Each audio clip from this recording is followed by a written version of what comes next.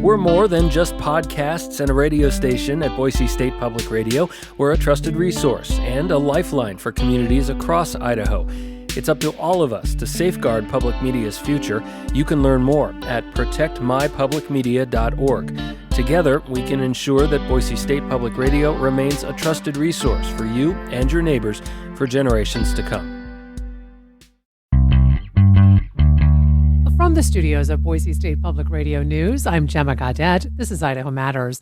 A complaint filed by the Freedom from Religion Foundation, which is a nonprofit organization that advocates for separation of church and state, was filed against Boise State University and its football coach, Spencer Danielson. Now, the complaint stems from claims that the coach and some players were publicly praying before and after games.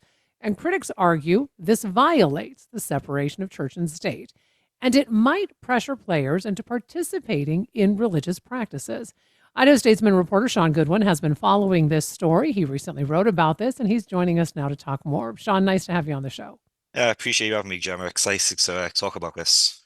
So, Sean, can we just start out by you giving us some background on Coach Danielson, because he has been very open about his faith.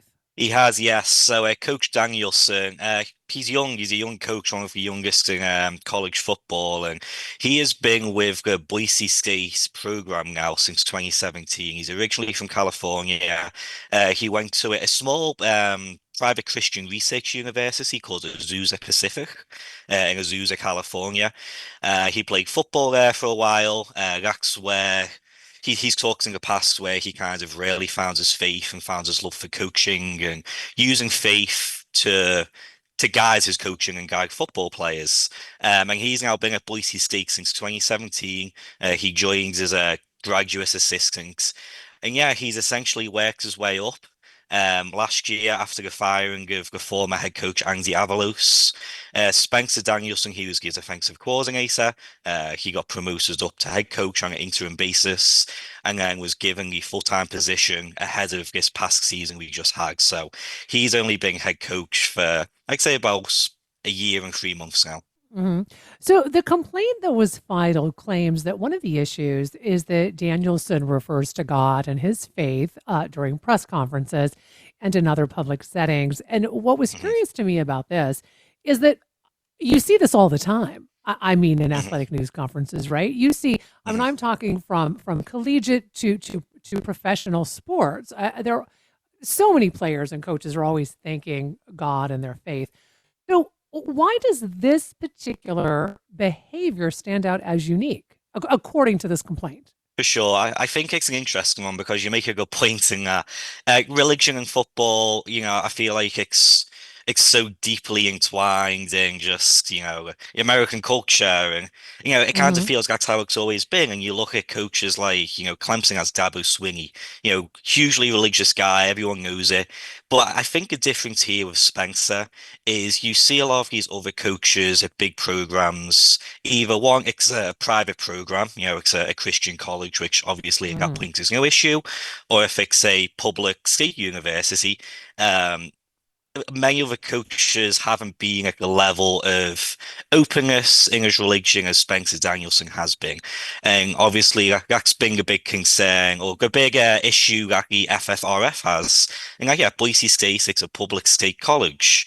And like you said, it's before, pretty much every single press conference, you can ask whatever question a journalist asks, and the first thing that Spencer says is, it's all glory to God, and we can do everything for Jesus, it's through the love of Jesus, which, that's completely fine. Lots of coaches do it.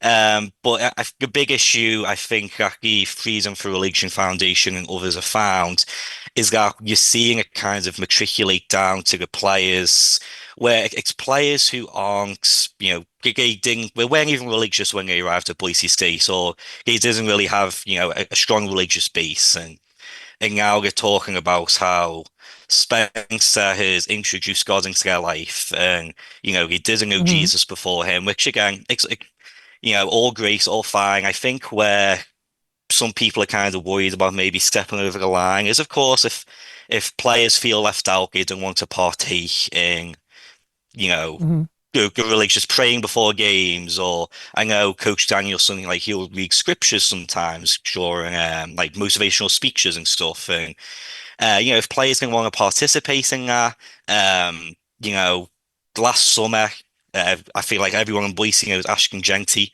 Coach Danielson baptized Ashton Genty and then opened it to the rest of the team. And, he said 14 to 15 other players were baptized.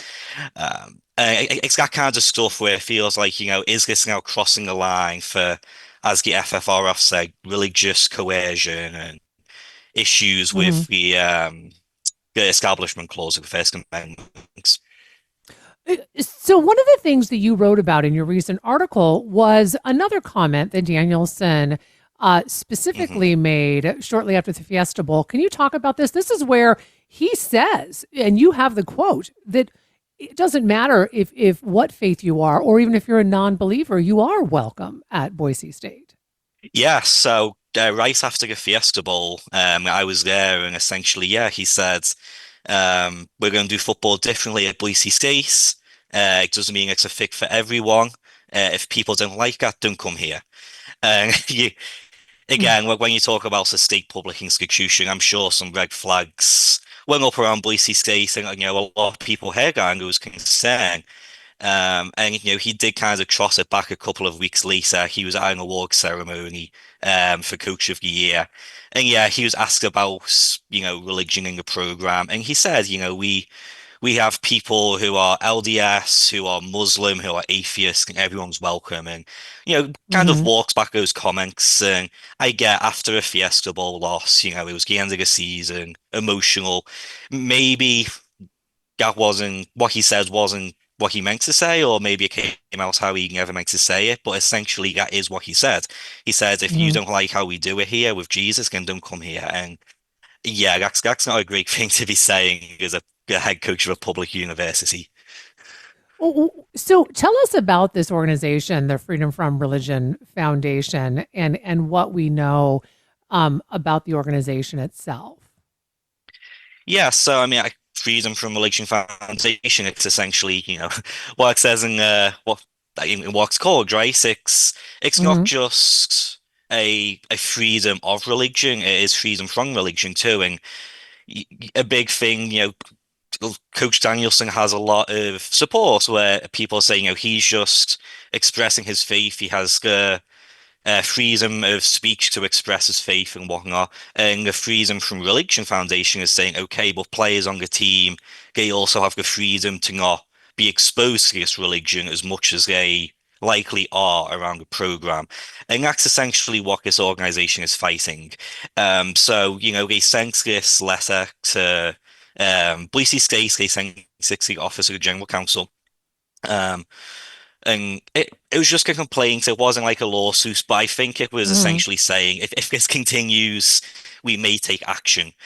But yeah, they don't want players and even fans and people around the team who potentially feel uncomfortable always hearing about God and Jesus and religion. And if they're not comfortable about it or comfortable with it, that's what the FFRF is fighting for, to just have no sort of religion imposed or put on someone in these public places.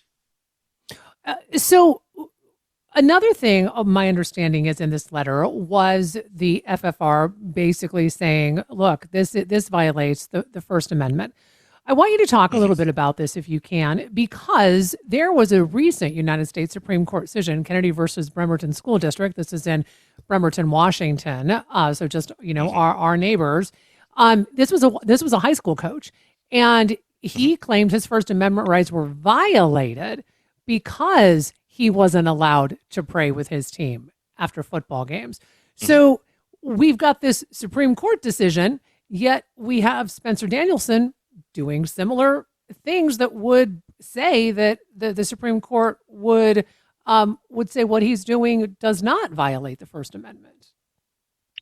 Yeah, no, you're right. I've referenced the Establishment Clause a couple of times, and essentially, for folk who don't know, yeah, it prevents the government from establishing a national religion or from favoring one religion over another. So when you talk about a state school and it's state funded, obviously that extends to the government, which is why, this is an issue with Boise State and Coach Danielson. So it, going to the Kennedy versus Bremerton issue, it was back in 2022, a high school football coach, he'd pray with his students on the field after the game. And the Bremerton School District, they weren't comfortable with it. They didn't fire him, but they also didn't, he didn't re-sign his contract. They didn't rehire him. His contract ran out. The coach believes it's causing a prayer issue and took it to the courts. Went all the way to the Supreme Court. The Supreme Court ruled 6-3 in favor of Coach Bremerton, or Coach Kennedy, sorry, Joseph Kennedy was his name. Basically saying he was practicing his freedom of speech of religion, but the decision basically came down to he's allowed to practice his religion, but it has to be more of a public silent prayer that players are welcome to join if they want to, as opposed to standing in the middle of the field, all the players are involved. Almost again, like players feel like they have to take part. So that was the Supreme Court ruling there, where they did rule in favor of Joseph Kennedy. But again, they basically said he can do a private prayer, or he can do a private prayer in public, if that makes sense. People can join him, but it's just them by himself. Right. So it can't be, sorry to interrupt you, but it can't be where you are almost required as part of the team to participate. Yes, exactly. So you'll see, like with Boise State, a lot of the players were actually kneeling in the end zone before games. But I'm actually planning to speak to a player soon. I won't say his name or anything just yet, but he's a player who doesn't kneel in the end zone and he feels comfortable doing so. But that's an example where, the players, they just do it by themselves, and that's completely allowed.